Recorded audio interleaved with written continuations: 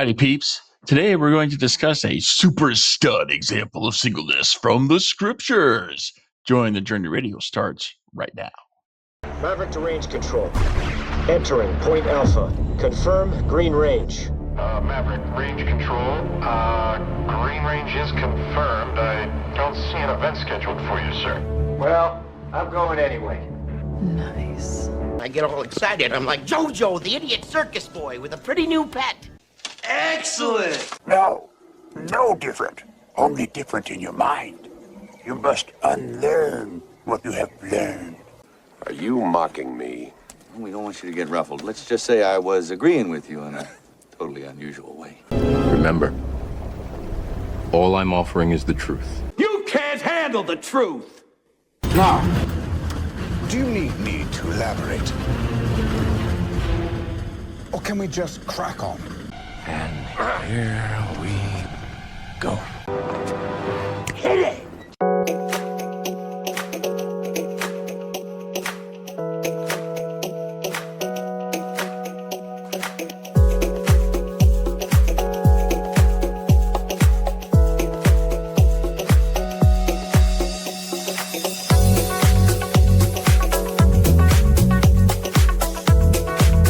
Welcome to the infusion of positive energy into the lives of single Latter-day Saints everywhere. This is Joy in the Journey Radio. And welcome back, peeps, to the wonderful, splendiferous, joyous episode of Join the Journey Radio. I am Lance, your host for Join the Journey Radio. And this that you are watching right now is episode number 429. Nephi, single super stud. If you're joining us for the live stream today, please light up the chat. Light it up, put that chat on fire. Or at least just put in a comment. Tell us where you're watching the program from so we get a better hold on our audience. And if you're watching the program after the fact, then just go ahead and put a comment down below the video. Let us know where you're watching from, because that will help us with the algorithms to push our content out to help more and more Latter-day Saint singles everywhere. All right, peeps. It was a singles activity not too long ago. So at this recent singles activity, the question was posed: if anyone could provide a powerful example from the scriptures for LDS singles. And we're talking about single people that show good examples for other singles to follow. And one brother responded with Joseph of Egypt. And he's sitting there talking about how, Joseph was a good example. And I'm thinking to myself, yeah, not bad. I mean, think about it. Joseph was single while he was betrayed by his brothers and sold into slavery. He was single when he was employed in Potiphar's house, when Potiphar's wife propositioned him. And Joseph gave us that great example of chastity. Joseph was also single when he interpreted dreams in prison, and then he later did it for Pharaoh.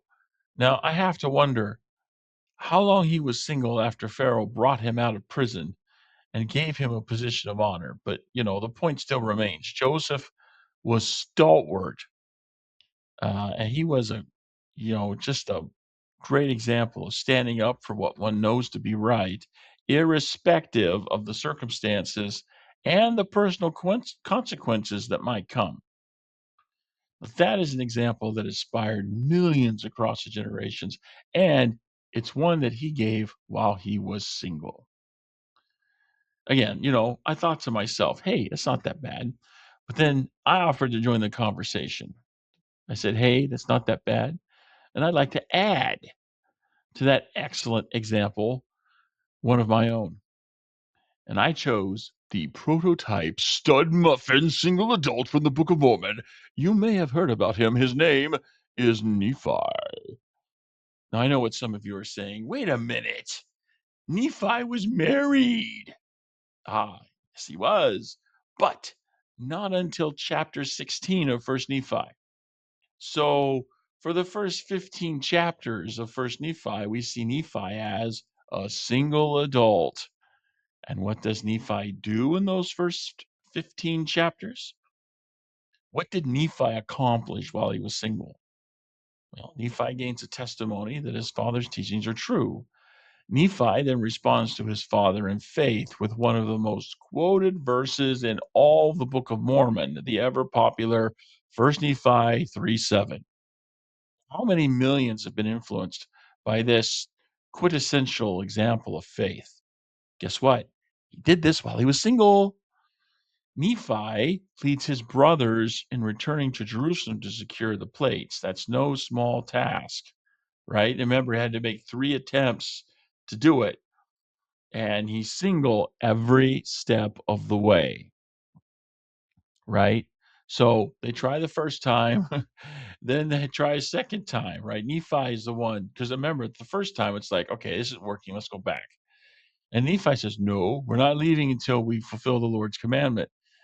Nephi leads his brothers back to Jerusalem a second time, right? And saying, yeah, we're going to get this done. They get chased away. He goes a third time, has the whole thing with Laban and, you know, but then after they go back with the plates, right? Nephi then leads his brothers back to Jerusalem another time. And this time it was to convince Ishmael and his family to join their wilderness trek. Now, he undoubtedly has some association with his future wife here, but he's still single. Nephi is then bound by his brothers and left to die out in the wilderness. But he exerts so much strength after praying in faith that he not only frees himself, but also witnesses his brothers pleading with him for forgiveness. Yep, he's single through all of this. And I'm not even done, right?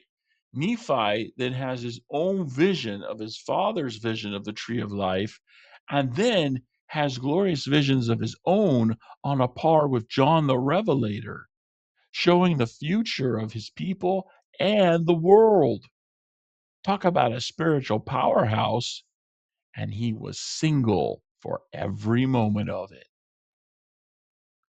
Today, many of us LDS singles face what seem to be us difficult challenges. They seem to us to be difficult. For example, how could we ever do what looms large before us, right? Many of us know full well the Lord's plan involves marriage and family. What we don't know so well is how that plan will unfold for each of us.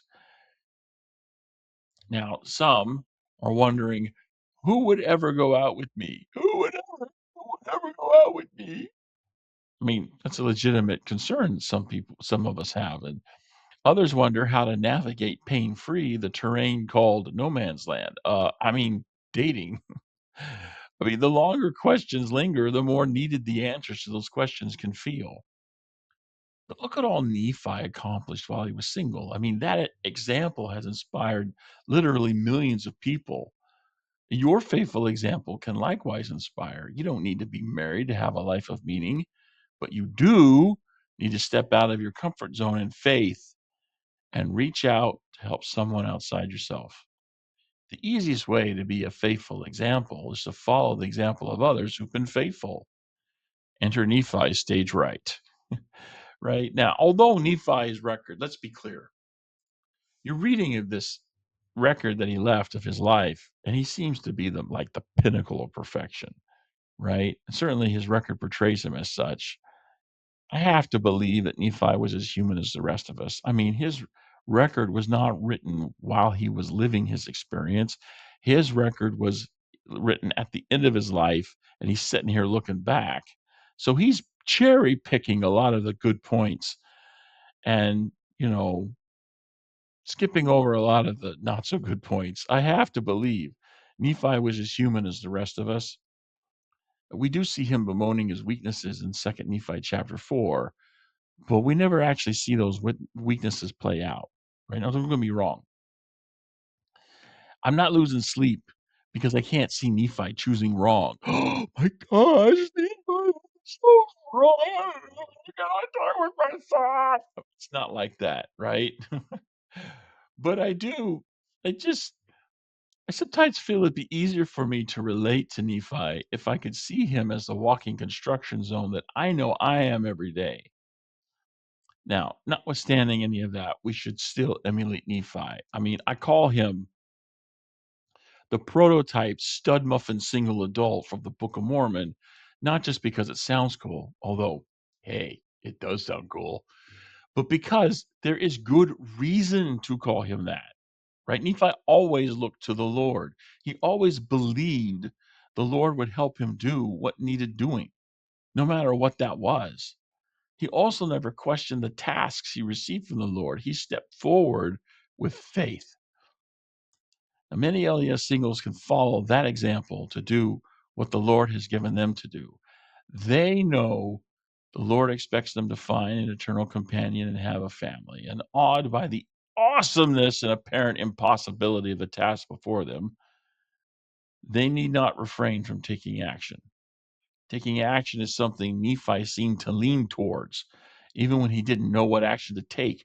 Remember when he went into the city the third time to get the brass plates? He openly confesses he had no idea where to go or what to do, but he had faith that by diving in and doing something, even if it was just being there, the Lord would recognize Nephi's insistence to keep his commandments and help him accordingly. Now, we LDS singles can follow that example in our own lives. When we feel like we don't know where to go or what to do, we can do what Nephi did. We can put ourselves out there and look for the opportunity we need, exercising faith that the Lord will prepare the way and open the door when we arrive. In such moments, Nephi's example is sustaining. The tasks he needed to accomplish seemed so impossible, especially with his brothers routinely providing more hindrance than help. I mean, all they ever seemed to do was complain, and then when they got annoyed with him, they tied him up and they started beating the living tar out of him. And it took an angel coming down to say, "Whoa there, buddy. What you doing beating on your brother with a rod?" I mean, come on. I mean, but Nephi, he walked by faith. He didn't always understand how he'd do what needed to be done, but he trusted the Lord would show him the way, and he demonstrated that trust by taking action. Again, case in point, right? Nephi crept back in Jerusalem for the plates, and I actually have it right here. It says, quote, not knowing beforehand the things which he should do, right? That's from 1 Nephi chapter 4, verse 6. It wasn't until the drunken Laban lay before him that the Spirit was giving him a preview of Alice in Wonderland, off with their head, that Nephi realized exactly what the path the Lord prepared for him required. You know, it was Nephi's severed head. And we all know how the story ends. Nephi did what seemed impossible in securing the plates, but he didn't know the end from the beginning before he started. He didn't know how things were going to turn out. He simply took action. It was in the act of doing that the next steps became clear. Likewise, many LDS singles face seemingly impossible tasks. We wonder how we could ever secure the eternal companion that we seek.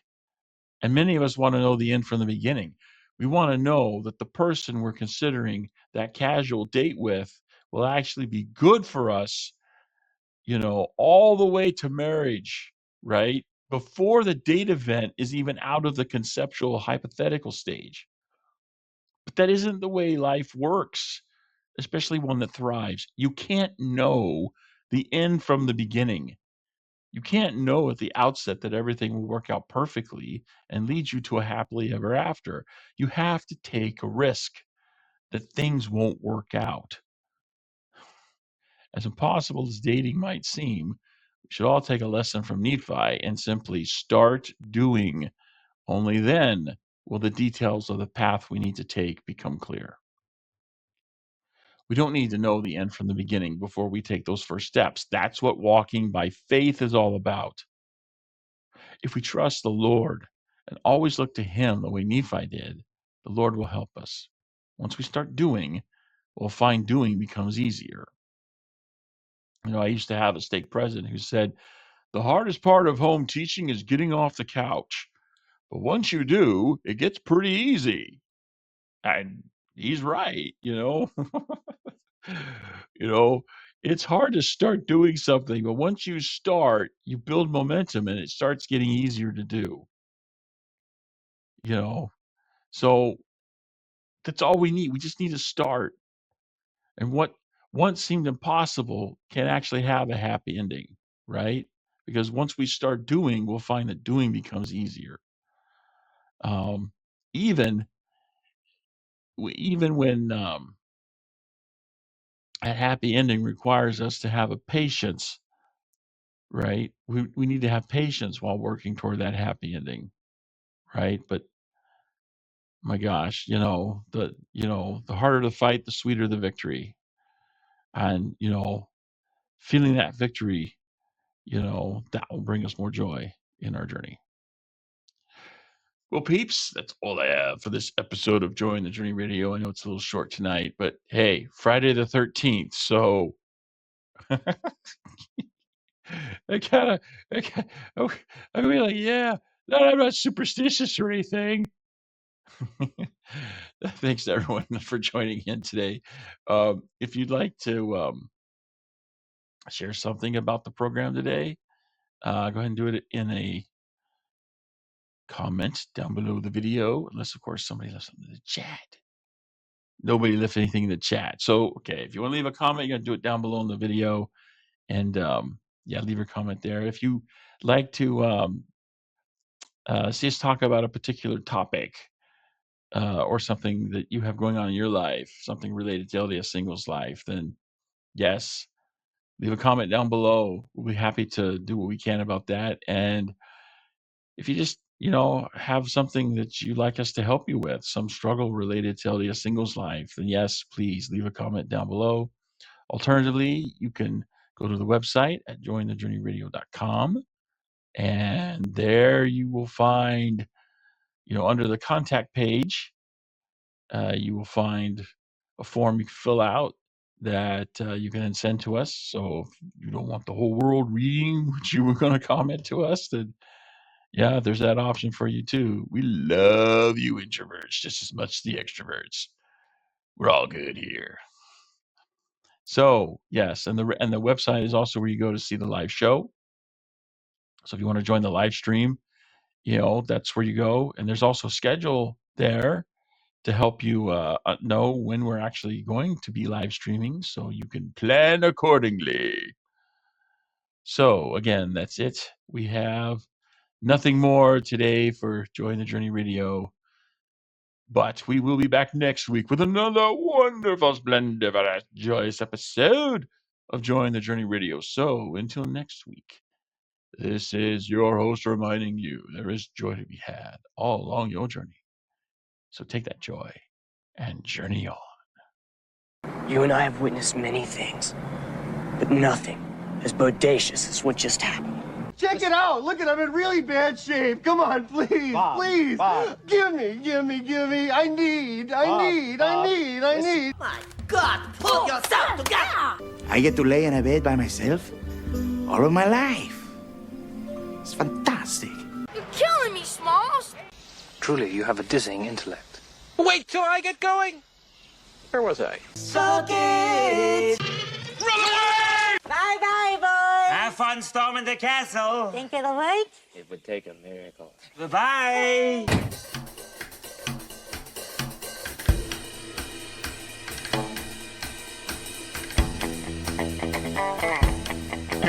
Yeah, we did it.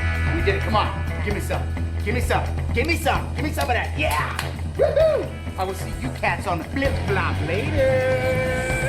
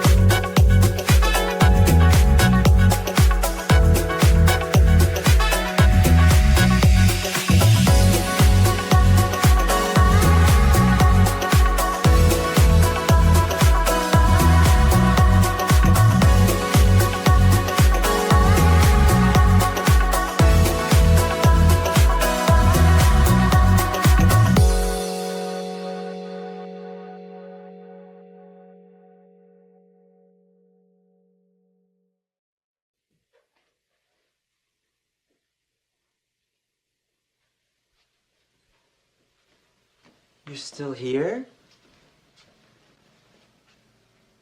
It's over. Go home.